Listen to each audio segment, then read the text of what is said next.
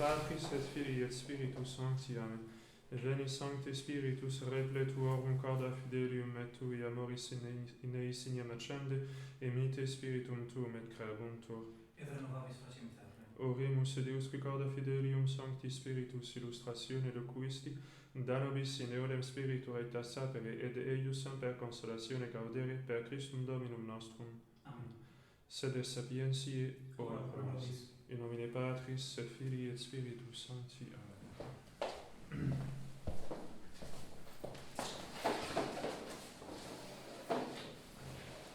Pues hoy voy a hablar sobre un punto de la nueva eclesiología de Vaticano II,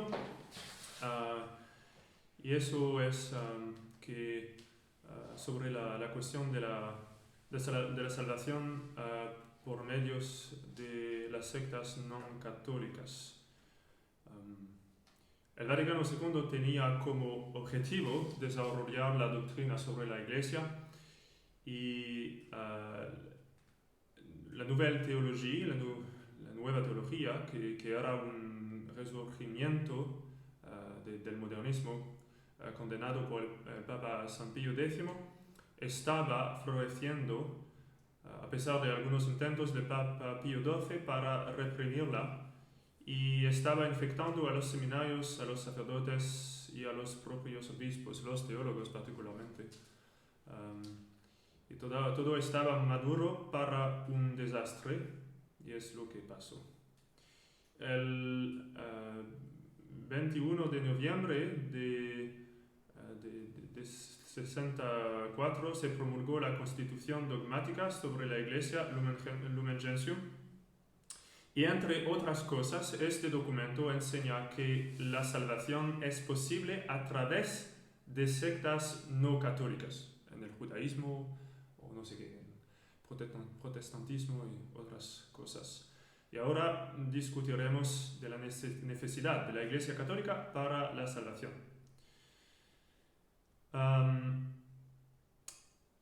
Es un dogma católico que fuera de la Iglesia no hay salvación.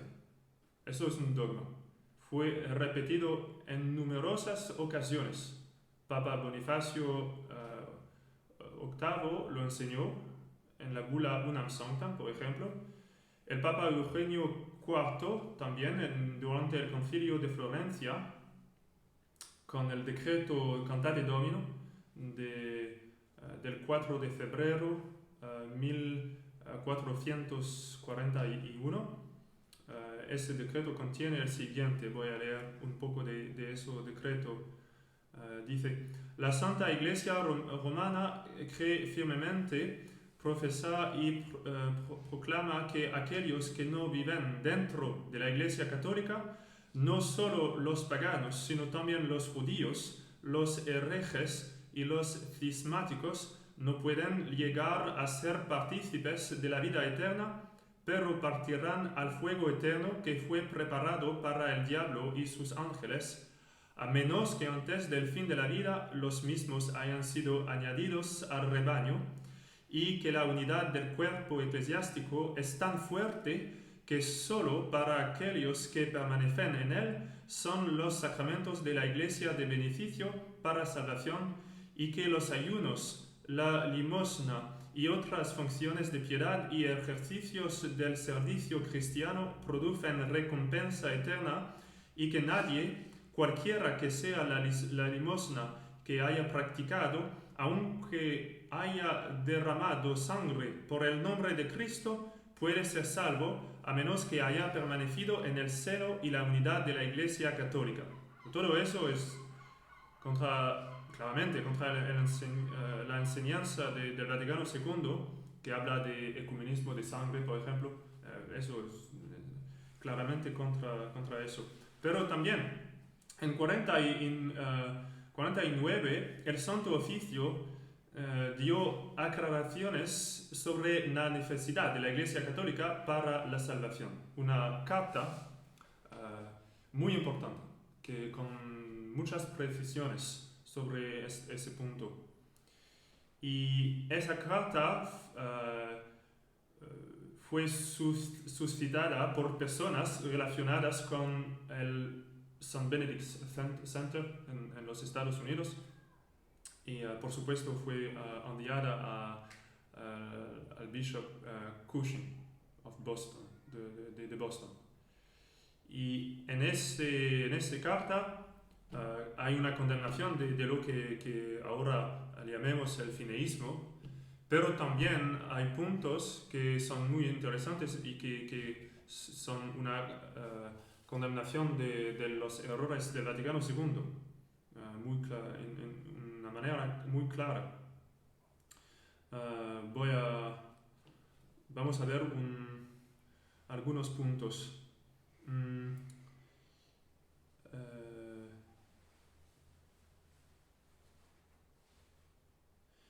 El documento dice que este dogma debe contarse entre aquellas cosas que la Iglesia siempre ha predicado y nunca dejará de predicar. Esta afirmación contiene dos declaraciones muy preciosas de nuestra fe. Primero, la Iglesia nunca dejará de predicar las verdades de la fe. De hecho, eso es parte de su indefectibilidad. Y en particular, la Iglesia nunca y nunca podrá dejar de predicar este dogma de fe de que no hay salvación fuera de la Iglesia. ¿Okay? Eso es muy importante. También, tres importantes distinciones teológicas son respaldadas por el Santo Oficio en esa carta.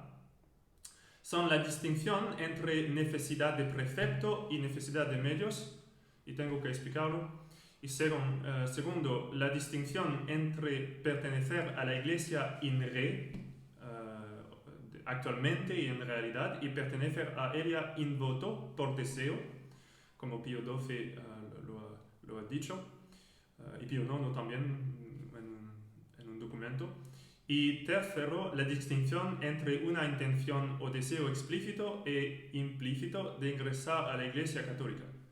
Lo más importante es la primera distinción, que voy a explicar un poco, que es la distinción entre necesidad de medio y necesidad de precepto. Muchas cosas en la Iglesia Católica son necesarias por necesidad de medios, es decir, son medios tan necesarios que uno no podría salvarse sin ellos. Por ejemplo, estar en estado de gracia. Eso es absolutamente necesario para la salvación. De modo que es intrínsecamente imposible que alguien en pecado mortal pueda salvarse.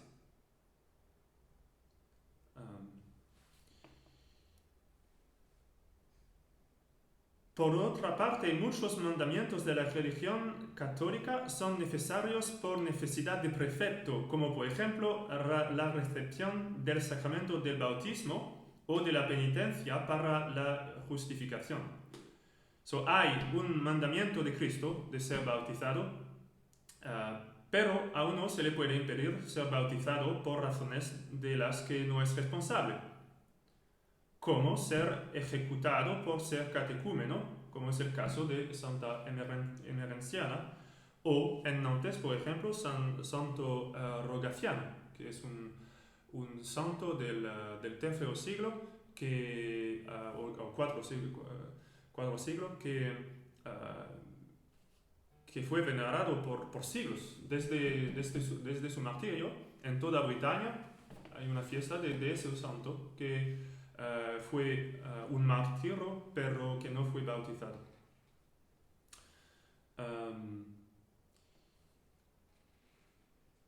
Otro ejemplo de ese principio es la recepción de la Sagrada Eucaristía. Cristo ha afirmado en términos muy claros la obligación de recibir la Sagrada Eucaristía. Sin embargo, muchas personas nunca han podido recibir la Sagrada Eucaristía en esta vida y aún así pudieron ser salvos. Obviamente no se negaron rotundamente a recibir la Sagrada Eucaristía, pero no pudieron cumplir este precepto antes de morir. Dios no los hizo responsables por no cumplir un precepto que no podrían haber cumplido. Dios no nos pide cosas imposibles. Eso es importante. Pero al mismo tiempo, la membresía en la iglesia es necesaria por necesidad de precepto. Hay un precepto de Cristo de ser en la verdadera iglesia. Eso es muy claro. El que crea y sea bautizado será salvo, pero el que no crea será condenado.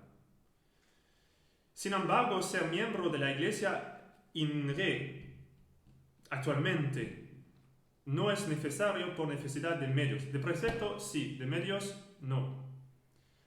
Ser miembro de la iglesia in re es ser verdadero y propiamente miembro de la iglesia, mientras que ser miembro de la iglesia in voto es una expresión utilizada por los teólogos para indicar la situación de quienes no son propiamente hablando miembros de la iglesia, pero están unidos a ella por el deseo de serlo. El Papa Pío XII lo ha explicado muy claramente en la encíclica Mystici Corporis.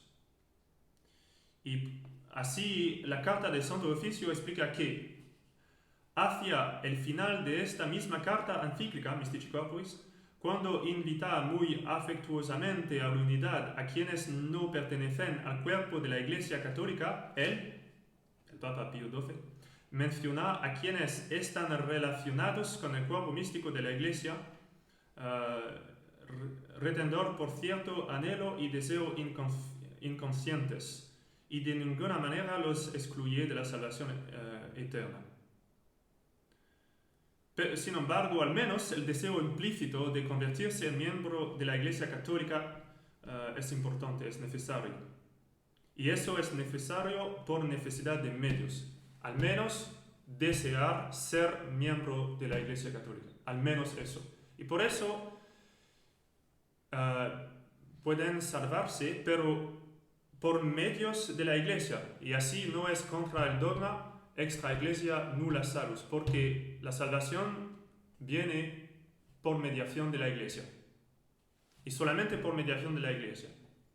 Pues ahora tenemos que hablar del Vaticano II en algunos minutos.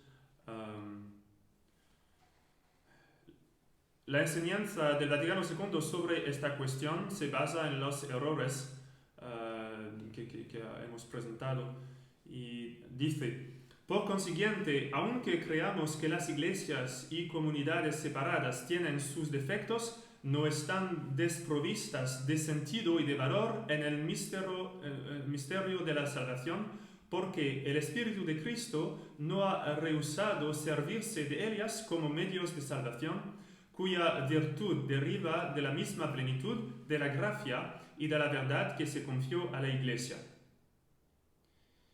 Eso significa que una iglesia falsa, que está separada de la iglesia católica, como iglesia, es un medio de salvación. Y eso es falso, eso es una herejía. De verdad, sí hay una necesidad de precepto de ser miembro de la iglesia católica y al menos por necesidad de medios de desear ser miembro de la Iglesia Católica, pues lógicamente hay una necesidad de medios de al menos desear no ser un miembro de una falsa iglesia y también un precepto de hecho no ser miembro de una falsa iglesia. Esas cosas vienen ¿cómo se dice eso? Ensemble. Sí. Juntas, sí. Así como la membresía es necesaria para la salvación hasta tal punto que nadie puede salvarse a menos que tenga al menos el deseo implícito de convertirse en miembro de la Iglesia Católica, de la misma manera y por la misma razón es necesario para la salvación no ser miembro de una iglesia falsa, al punto que la membresía en una iglesia falsa debe ser absolutamente rechazada si no de hecho, al menos en el deseo, en un deseo al menos implícito, al menos que un hombre quería ser miembro de la verdadera iglesia. Y por eso hay un deseo que él conoce las condiciones, que no es un pecador público y otras cosas, pero al menos en este caso hay algo que le junta con la iglesia católica y pues con la fe, con la virtud de fe y con la gracia puede salvarse por mediación de la iglesia católica, no por mediación de la secta, porque de hecho tenía que haber al menos un deseo implícito de rechazar su secta. Y por eso el texto del Vaticano II es muy peligroso, porque dice que las iglesias mismas, como iglesias, son medios de salvación. ¿Entiende?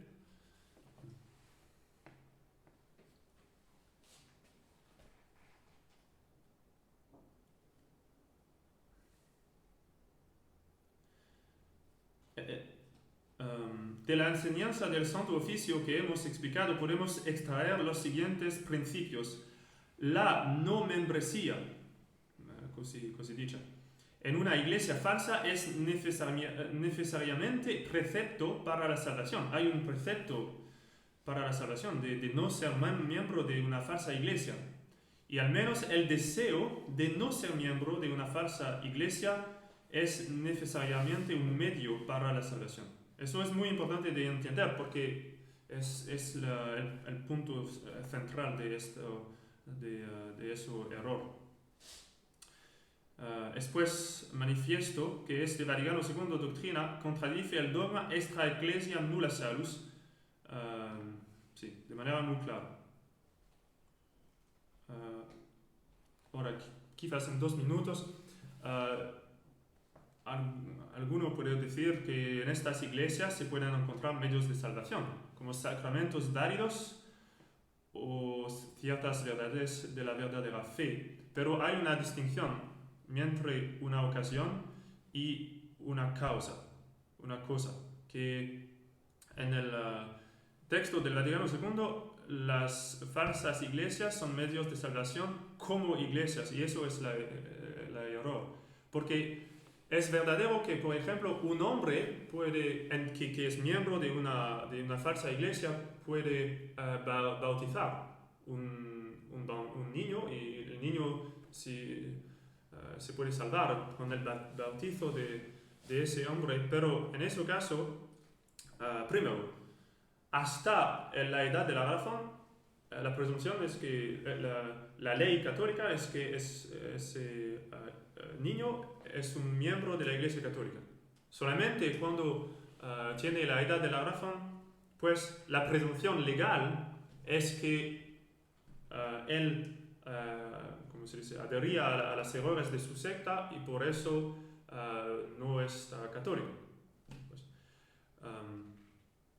pero lo que es verdadero es que un hombre que no está católico puede bautizar válidamente un niño o un otro hombre,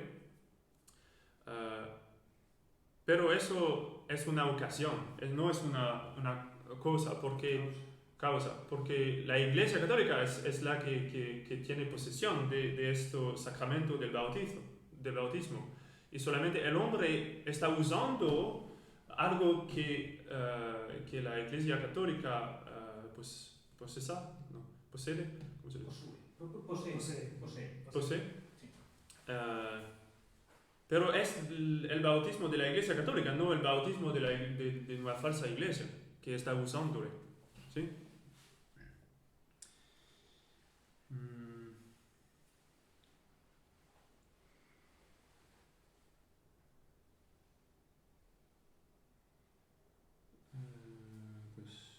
¿Qué pasa con la ignorancia invencible? ¿Eso es católico? Sí, pero no sabe que existe la iglesia. Sí, pero al menos para salvarse hay que creer que hay un Dios, pero creer con la fe sobrenatural. Hay que creer que hay un Dios y que hay una retribución al fin del mundo, al fin de la vida, que Dios va ¿cómo se dice? A retribuir. Y también muchos teólogos dicen que también hay que creer al menos en el misterio de la Santísima Trinidad y de la encarnación. Pero los otros dogmas pueden se creer solamente implícitamente, que por ejemplo un niño quizás no sabe que, no sé, el dogma de la Inmaculada Concepción, por ejemplo, pero tiene la fe porque quiere creer todo lo que Dios ha revelado y que la Iglesia enseña. ¿Sí? Pero la fe no puede ser sin objeto. Hay que al menos haber pocas doctrinas. El dogma que hay un Dios, por ejemplo, es evidente. Pero sí, puede ser una ignorancia invencible, pero al mismo tiempo no pensáis que toda la gente es en ignorancia, porque la presunción legal, de hecho, es el contrario. La presunción legal de la Iglesia es que si alguno es miembro de una falsa secta, que él cree en las doctrinas de su secta. Eso es la presunción. Pero puede ser que alguno no sabe o no sé qué. ¿Sí? Tenemos que ir. Ok, tenemos que ir. Disculpe porque fue muy poco.